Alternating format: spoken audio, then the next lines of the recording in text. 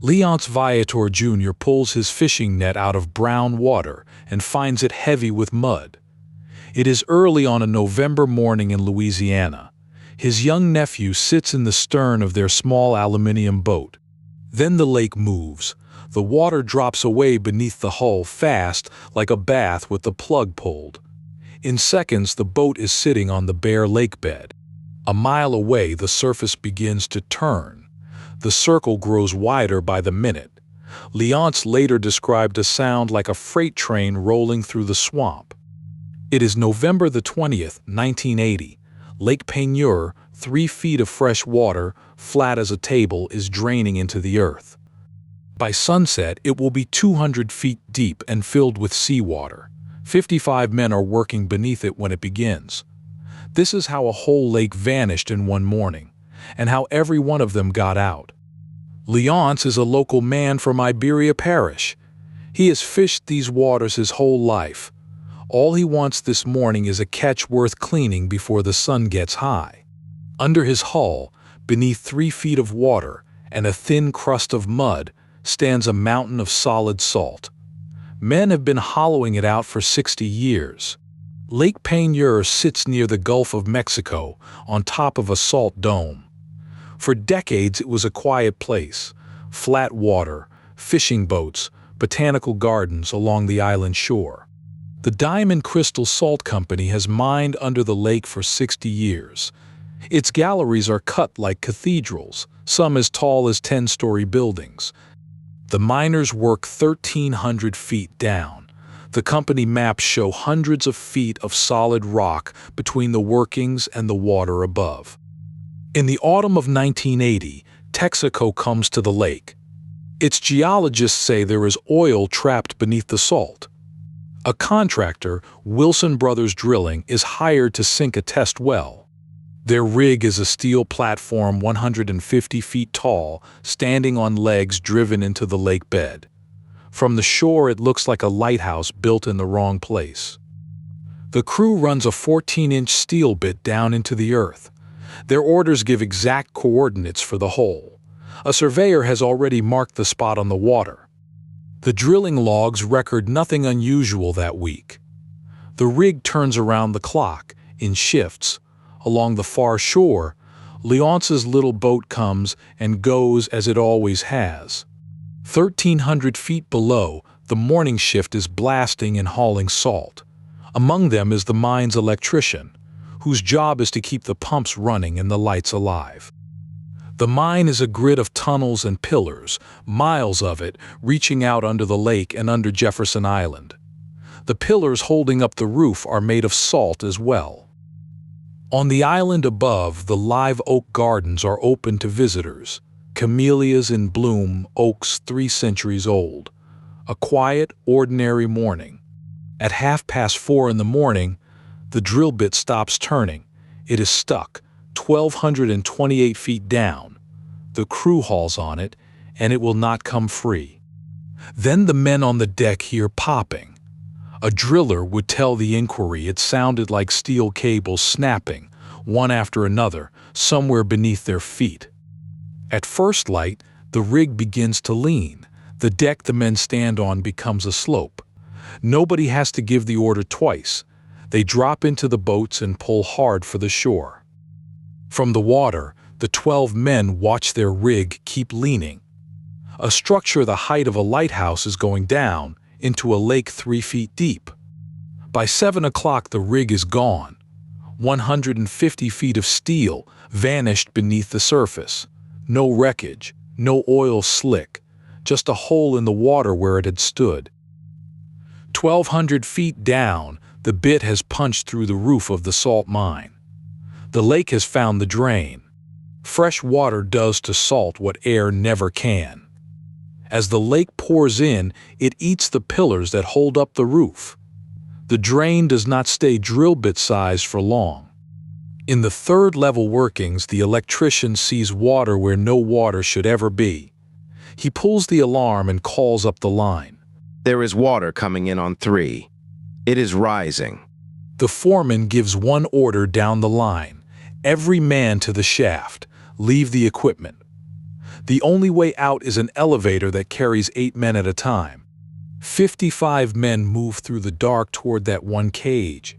Behind them, the galleries are starting to go, a sound survivors described as thunder rolling underground. At the shaft, the electrician asks, How many still below? The foreman answers, 8. One more trip.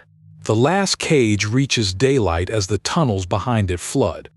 Above them, the whirlpool is now a quarter of a mile across. From the mud flats, Leonce and his nephew watch the middle of the lake turning like a drain. What happens next is the part the newspapers will struggle to print with a straight face. 11 barges, loaded with rock salt, part their moorings and begin to slide toward the center. The barges go down like bath toys. A tugboat follows them. The whirlpool pulls whole trees out of the banks, roots and all. The mud under their boots begins to slide toward the water. Leonce grabs his nephew's arm and says, Leave the boat. Go. They run for the trees and do not look back. The lake is eating the island now. 65 acres of Jefferson Island slide in, greenhouses, camellia beds, oaks older than the state of Louisiana.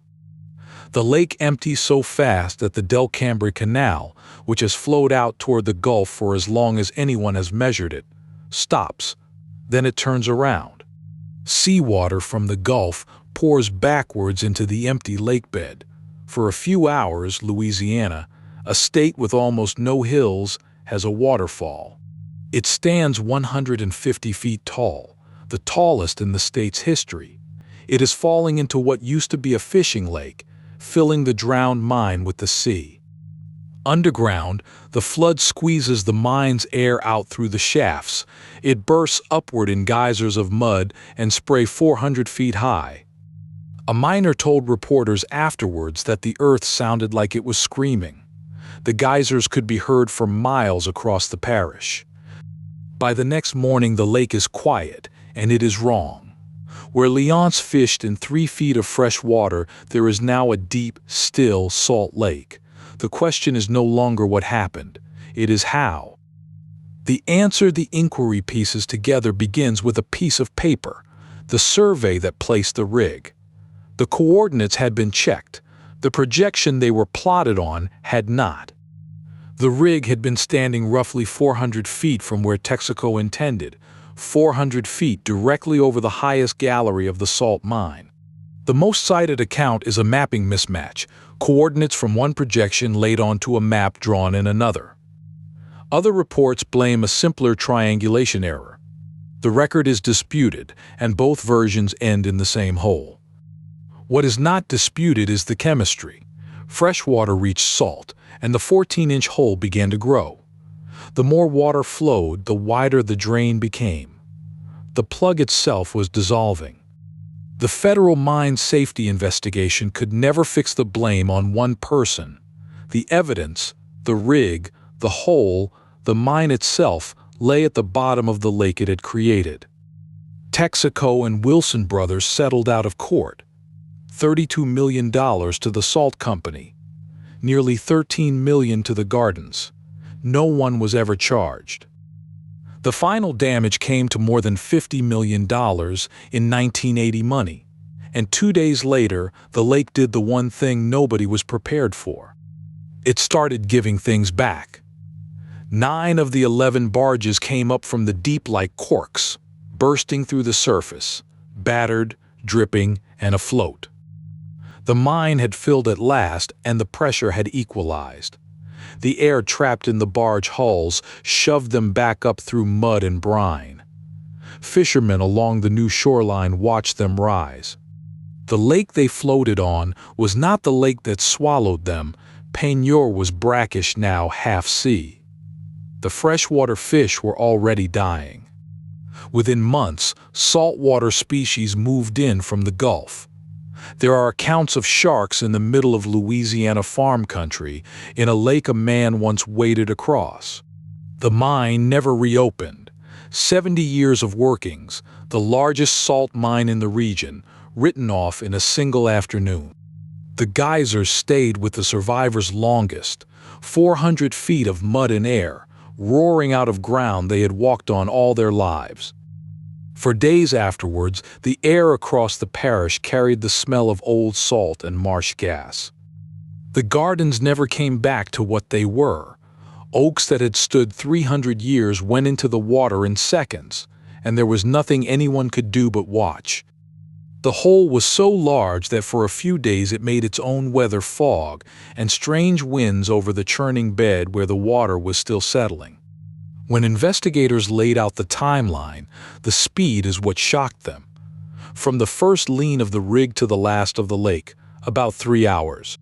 And inside those 3 hours, the arithmetic that still seems impossible: 55 miners, 12 rig workers, a fisherman and his nephew, every one of them alive. The only recorded deaths were 3 dogs. Lake Peigneur is now the deepest lake in Louisiana.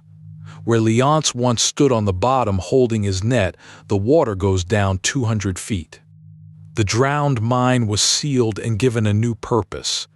The caverns where 55 men once worked now hold pressurized natural gas. A drill bit 14 inches across, a map read in the wrong projection. That is the whole distance between a quiet fishing morning and the deepest lake in the state.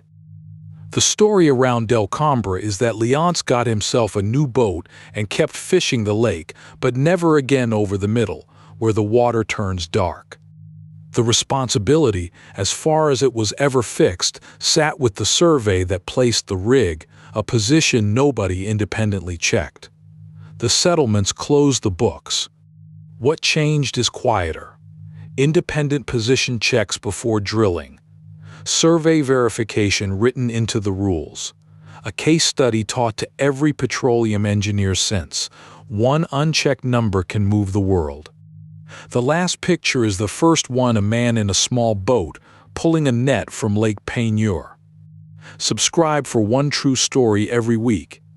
And before you go, 2 men, 1,575 feet down, 12 minutes of air. That story is here too.